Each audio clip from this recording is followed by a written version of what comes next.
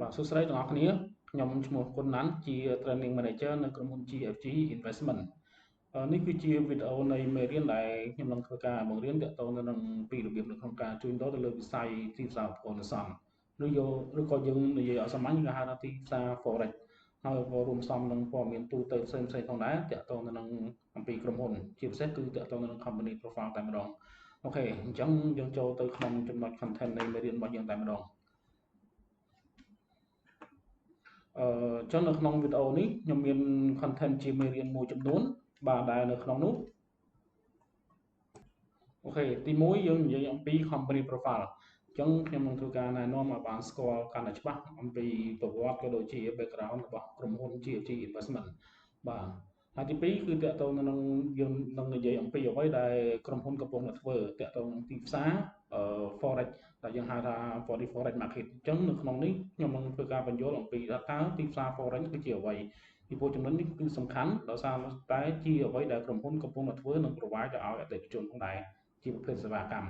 បាទនិងប្រភេទទី3គឺតកតងនឹង platform អញ្ចឹង platform គឺសំដៅទៅលើផ្ទាំងរូបភាពក៏ដូចជាផ្ទាំងគេហៅថាផ្ទាំងតម្លៃហាងឆេងដែលក្រុមហ៊ុន provide ជូនអតិថិជនតាមរយៈកម្មវិធី MT5 បាទហើយនឹងទី4គឺតកតងនឹង product យើងនិយាយអំពីផលិតផលដែលក្រុមហ៊ុនយើងមាននិង provide ជូនអតិថិជនធ្វើការជួញដូរថាតើមានផលិតផលប្រភេទអីខ្លះហើយនឹងជាចំណុចមួយដែលលម្អិតតកតងនឹងផលិតផលប្រភេទផលិតផលនីមួយៗទី5គឺតកតងទៅនឹង trading processing បានន័យថាដំណើរការនៅក្នុងការជួញដូរអញ្ចឹងដំណើរការនៅក្នុងការជួញដូរខ្ញុំនឹងធ្វើការបញ្យល់ពីរបៀបទិញលក់ទៅលើតម្លៃហាងឆេងណាមួយដែលក្រុមហ៊ុនយើងមានបាទអញ្ចឹងយើងចូលទៅដល់ក្នុងមេរៀនរបស់យើងតែម្ដងអូខេចំណុចទី1ខ្ញុំនឹងធ្វើការបង្ហាញទាក់ទងនឹងប្រវត្តិដោយសង្ខេបអំពីក្រុមហ៊ុន GFG Investment ឬក៏យើងហៅថា GFGI នឹងឯងបាទអញ្ចឹងយើងត្រូវដឹងថាតើ GFGI ជានរណាអូខេចំណុចទី1អញ្ចឹងតើតើនៅក្នុងក្រុមហ៊ុន Gold Financial Global Investment ឬយើងហៅកាត់ថា GFGI ឬយើងហៅម្យ៉ាងទៀតថា GFG Investment គឺជាក្រុមហ៊ុនដែលផ្ដល់ការប្រឹក្សាទៅលើការជួញដូរឬក៏ជួញដូរទៅលើទីផ្សារឧបករណ៍នេសាទនៅក្នុងទីផ្សារសកលដែលផលិតផលនៅក្នុងការជួញដូរគឺយើងមានដូចជាតកតងទៅនឹងរូបិយប័ណ្ណដែលយើងហៅកាត់ថា FX ឬក៏ Forex នឹងឯងបាទឬក៏យើងនិយាយបានម្យ៉ាងទៀតគឺតកតងទៅនឹងពូរូបិយប័ណ្ណអន្តរជាតិបាទប្រភេទផលិតផលទី2គឺតកតងនឹងលោហៈធាតុមានតម្លៃមានមាសហើយនិងប្រាក់និងផលិតផលទី3គឺតកតងនឹងប្រេងឆៅដែលយើងហៅថា crude oil អូខេចំណុចទី2គឺតកតងនឹងយើងនិយាយអំពីប្រវត្តិក្រុមហ៊ុនគឺក្រុមហ៊ុន GFGI គឺបានបើកដំណើរការតាំងពីឆ្នាំ2010មកម្ល៉េះបាទហើយក៏ជាក្រុមហ៊ុនធំនិងដំបូងគេបង្អស់នៅក្នុងប្រទេសកម្ពុជាដែលផ្ដល់ជូននូវសេវាកម្មផ្សេងៗក៏ដូចជាពិសេសនោះគឺតកតងនឹងសេវាកម្មប្រឹក្សាទៅលើការជួញដូរទៅលើកម្រិតថ្លៃនៃទីផ្សារឧបករណ៍នេសាទបាទនិងទី3គឺតកតងនឹងក្រុមហ៊ុន GFGI គឺជាក្រុមហ៊ុនមួយដែលស្របច្បាប់ដែលបានទទួលបានអាជ្ញាប័ណ្ណពីនាយកដ្ឋានមូលបត្រកម្ពុជាដែលយើងហៅកាត់ថា SERC បាទហើយនាយកដ្ឋានមូលបត្រកម្ពុជានេះផងដែរគឺជាស្ថាប័នរដ្ឋាភិបាលដែលស្ថិតនៅក្រោមក្រសួងសេដ្ឋកិច្ចនិងហិរញ្ញវត្ថុហើយសមត្ថកិច្ចក៏ដូចជាកិច្ចការរបស់ SERC ដែលគាត់ធ្វើគឺតកតងនឹងគាត់ធ្វើការគ្រប់គ្រងទៅលើបណ្ដាក្រុមហ៊ុនដែលវិនិយោគទៅលើវិស័យមូលបត្រនៅក្នុងទូទាំងប្រទេសកម្ពុជាតែម្ដងបាទអញ្ចឹងចំណុចនេះគឺចង់បង្ហាញថាយើងទទួលបាន license ពីនាយកដ្ឋានមូលបត្រកម្ពុជាដែលយើងហៅថា SERC នេះគឺយ៉ាងពេញលេញតែម្ដងអញ្ចឹងគឺយើងជាក្រុមហ៊ុនមួយដែលស្របច្បាប់ពេញមុខនៅក្នុងទីផ្សារនៅក្នុងប្រទេសកម្ពុជា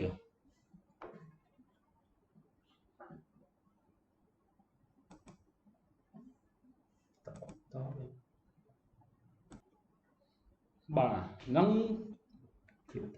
អូខេចំណុចនេះគឺយើងបាននិយាយអំពីប្រវត្តិរបស់ក្រុមហ៊ុន GFGI ដោយសង្ខេបអញ្ចឹងយើងអាចនិយាយបានម្យ៉ាងទៀតដោយសង្ខេបមួយទៀតថាក្រុមហ៊ុន GFGI គឺជាក្រុមហ៊ុនមួយដែលផ្ដល់សេវាកម្មនៅក្នុងការប្រឹក្សាជួញដូរទៅលើទីផ្សារឧបករណ៍នេសាទទៅកាន់អតិថិជនដែលនៅក្នុងនោះសូមបញ្ជាក់ផងដែរថាក្រុមហ៊ុន GFG Investment គឺមិនមែនមានន័យថាជួញដូរឲ្យអតិថិជនដែលអតិថិជនធ្វើការបើកណនីជាមួយនឹង GFGI អញ្ចឹង GFGI ធ្វើការជួញដូរជូនអតិថិជនដែលអតិថិជនចាំតែទទួលបានផលចំណេញគឺមិនមែននោះទេសូមបញ្ជាក់នៅកន្លែងនេះហើយបញ្ជាក់មួយទៀតផងដែរថាមិនមែនជាក្រុមហ៊ុនដែលជួញដូរជាមួយអតិថិជនដែរមានន័យថានៅពេលដែលអតិថិជនគាត់ទិញក្រុមហ៊ុនលក់នៅពេលដែលអតិថិជនលក់ក្រុមហ៊ុនទិញក៏មិនមែនបែបនេះដែរសរុបជារួមគឺក្រុមហ៊ុនគ្រាន់តែផ្ដល់សេវាកម្ម នៅក្នុងការប្រឹក្សាជួញដូរទៅលើទីផ្សារឧបករណ៍នេសាទនៅក្នុងការជួញដូរពាក់ទងនឹងការផ្ដល់ជាតម្លៃហាងឆេងការផ្ដល់ជាព័ត៌មានផ្សេងៗដែលធ្វើឲ្យតម្លៃវាមានការប្រែប្រួលហើយក្រុមហ៊ុនផ្ដល់ជាការប្រឹក្សានៅក្នុងការជួញដូរថាតើគួរតែជួញដូរទៅលើទីផ្សារអ្វីជួញដូរទៅលើទីផ្សារនៅពេលណាជួញដូរបែបណាដើម្បីទទួលបានផលចំណេញនេះជាអ្វីដែលក្រុមហ៊ុនយកធ្វើនិងប្រវាយជូនអតិថិជនអូខេឥឡូវយើងបន្តទៅខាងមុខទៀត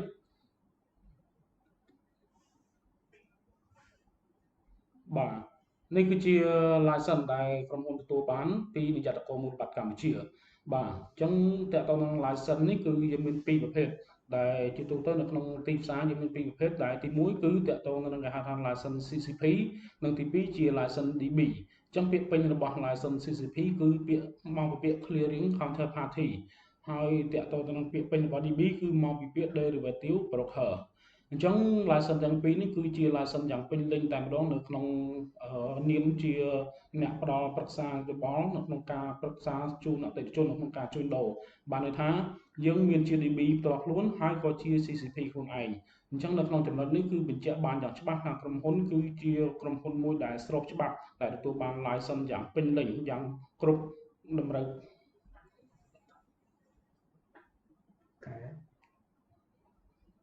ពីនាយកដ្ឋានមូលបត្រកម្ពុជាបាទហើយតើតើនៅក្នុងចំណុចនេះខ្ញុំនឹងធ្វើការនិយាយអំពីតើតើនៅក្នុងចក្ខុវិ